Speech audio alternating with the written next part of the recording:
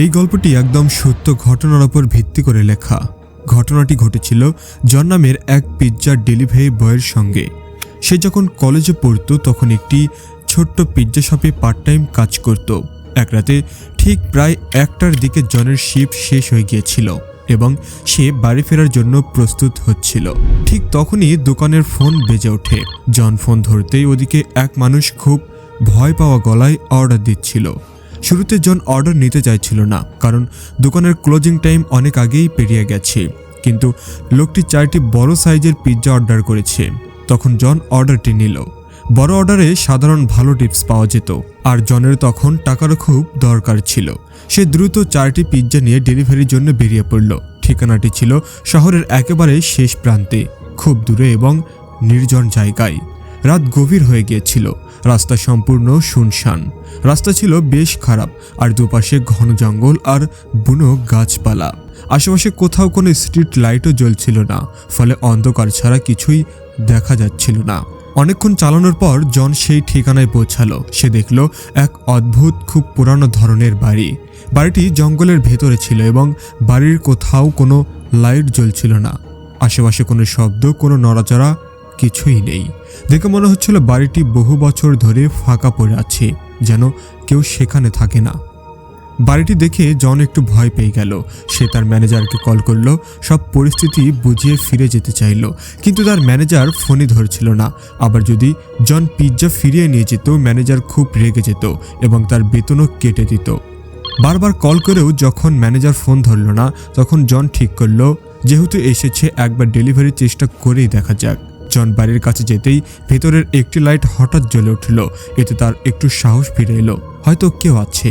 সে calling bell চাপলো এবং জোরে জোরে বলল, পিৎজা ডেলিভারি। কিছুক্ষণ কোনো উত্তর এলো না এবং আবার বেল দিল। এবার ভেতর থেকে পায়ের শব্দ শোনা গেল, কিন্তু তবুও দরজা কেউ খুলল না। জন ফিরে যাওয়ার জন্য ঘুরতেই হঠাৎ দরজা ধীরে ধীরে নিজে থেকেই খুলে গেল। জন ভয়ে ভয়ে ভেতরে ঢুকলো।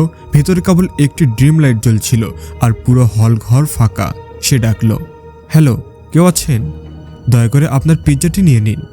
ঠিক তখনই সে দেখল সোফার নিচ থেকে একটি কালো বিড়াল বেরিয়ে এক ঘরের দিকে ছুটে গেল। বিড়ালটি ঘরে ঢুকতেই ঘরের লাইট আর টিভি নিজে থেকেই অন হয়ে গেল। একই সঙ্গে ছোট বাচ্চাদের হাসাহাসি আর দৌড়াদৌড়ির শব্দ শোনা যেতে লাগলো।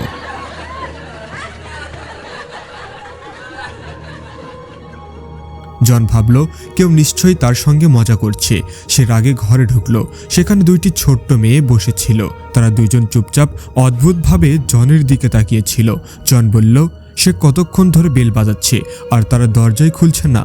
সে রেগে কথা বলছিল, কিন্তু 2 মেয়ে কিছুই বলছিল না, শুধু তাকিয়েছিল। জন বলল, আমি পিৎজা দিতে এসেছি। তোমাদের বাড়িতে কোনো বড় কেউ নেই? আমার পেমেন্টটা নিতে হবে।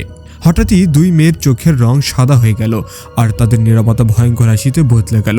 তারা ধীরে ধীরে জনের পেছনের দরজার দিকে ইশারা করল। জন ঘুরে তাকাতেই তার হাত থেকে 4টি পিৎজার বাক্স পড়ে গেল। দরজার সামনে দাঁড়িয়ে ছিল এক ভয়াবহ আকৃতির মহিলার ছায়া, একেবারে স্পষ্টভাবে দেখা যাচ্ছিল। জন ভয়ে কাঁপতে কাঁপতে দৌড়ে বেরিয়ে পড়ে বাইকের দিকে ছুটল এবং সেখান থেকে পালিয়ে গেল। দৌড়াতে দৌড়াতে সে দেখল ওই মহিলা আর 2 মেয়ে বাড়ির দরজায় দাঁড়িয়ে আছে এবং তাকে চলে যেতে দেখছে। কিছুক্ষণ যেতে না যেতেই জন বুঝল তার বাইকের সমস্যা হচ্ছে। হঠাৎ শব্দ করে বাইক বন্ধ হয়ে গেল। সে নেমে দেখে টায়ার একদম ফাটা। ভয়ে সে পুলিশকে ফোন করলো এবং তাড়াতাড়ি সাহায্য চাইল। আশেপাশে তাকাতে তাকাতেই তার চোখ পড়ল বাইকের রেয়ার ভিউ মিররে। তার পিছনেই দাঁড়িয়ে আছে সেই মহিলা এবং 2 মেয়ে। তারা ধীরে ধীরে জনের দিকে এগোতে লাগলো। জন হকচকিয়ে বাইক রেখে জঙ্গলের ভিতর দৌড়াতে লাগলো। অনেক দূর দৌড়ে এক বড় গাছের পিছনে লুকালো। সে শুধু প্রাণে বাঁচার জন্য প্রার্থনা করতে লাগলো। কিছুক্ষণ পর দূর থেকে পুলিশের সাইরেনের শব্দ শোনা গেল। জন আবার শেষ শক্তিটুকু নিয়ে বাইকের দিকে দৌড়াতে লাগলো। পুলিশ তার বাইকের কাছে ছিল। জন সব কথা বলল এবং তাদের সেই বাড়িতে নিয়ে গেল। পুলিশ বাড়ির ভিতরে খোঁজ করলো, কিন্তু একটি বন্য বিড়াল ছাড়া আর কিছুই পেল না। পরদিন সকালে জন জানতে পারে ওই বাড়ি গত 3 বছর ধরে খালি। আর 3 বছর আগে ওই বাড়িতে যে নারী আর তার 2 ছোট্ট মেয়ে থাকতেন, তারা একদিন হঠাৎ নৃশংসভাবে খুন হয়েছিল। এটা শুনে জনের মাথা ঘুরে গেল। সে বুঝল সেদিন রাতে সে যাদের দেখেছিল তারা সেই নারী ও তার 2 মেয়ের আত্মা ছিল, যারা আজও সেই বাড়িতেই বন্দী হয়ে আছে। কিন্তু একটি প্রশ্ন তাকে আজও কাঁপিয়ে তোলে, ফোনটা আসলে কে করলো? এই ঘটনার পর পিৎজা ডেলিভারি বয় চাকরি ছেড়ে দেয়, কিন্তু আজও যখন সে সেই রাতের কথা মনে করে তার গা শিউরে ওঠে। প্রিয় দর্শক, গল্পটা আপনাদের কাছে কেমন লেগেছে? যদি ভালো লাগে তাহলে অবশ্যই ভিডিওটি শেয়ার করবেন আর কমেন্টে জানাবেন আপনি ভিডিওটি কোথা থেকে দেখছেন। আর আপনি যদি আমাদের চ্যানেলটিতে সাবস্ক্রাইব করে না থাকেন তাহলে অবশ্যই সাবস্ক্রাইব করে পাশে থাকা বেল আইকনটি বাজিয়ে দেবেন। আজ এখানে বিদায় নিচ্ছি, ধন্যবাদ সবাইকে।